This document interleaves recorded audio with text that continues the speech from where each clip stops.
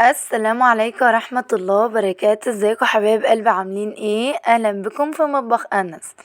اللهم صل وسلم على سيدنا محمد وعلى اله واصحابه اجمعين. ازيكم حبايبي، عاملين ايه؟ وحشتني كتير. طبعا بقى كان لازم ارد العزومة بتاع اصحابي واعمل لهم سفرة عظيمة كده من الاسماك. طبعا احنا احترنا كل يوم مش عارف فراخ ولحمة وكده، فقلنا بقى اجيب لهم سمك مشوي وبوري مشوي وسمك مقلي كمان ورز محمر زي ما انتم شايفين كده. بس كانت سفرة جميلة جميلة جدا جدا جدا والله. بلمة الصحاب كده كانت احلى يعني احلى سفرة. واكلنا.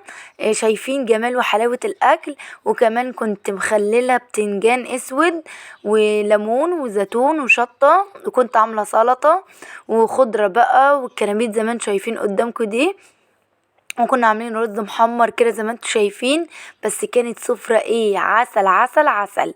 بجد كان احلى يوم، وقضينا يوم جميل جدا جدا قضيت يوم جميل جدا جدا مع اصحابي. بجد ربنا يخليكم ليا، وربنا يديمكم في حياتي، وربنا يديم لمتنا يا رب وما يفرقناش ابدا.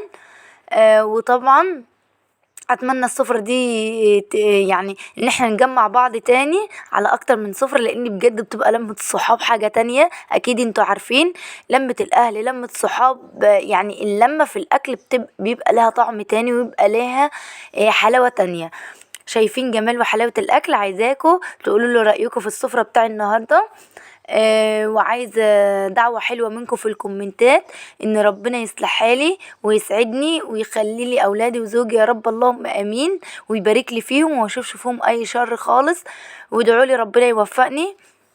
وعايزة منكم بقى فكرة فيديوهات جديدة في الكومنتات علشان نعمل فيديوهات جديدة وافكار جديدة. ومستنية رأيكم في الكومنتات، ومستنية رأيكم في السفرة بتاع النهاردة.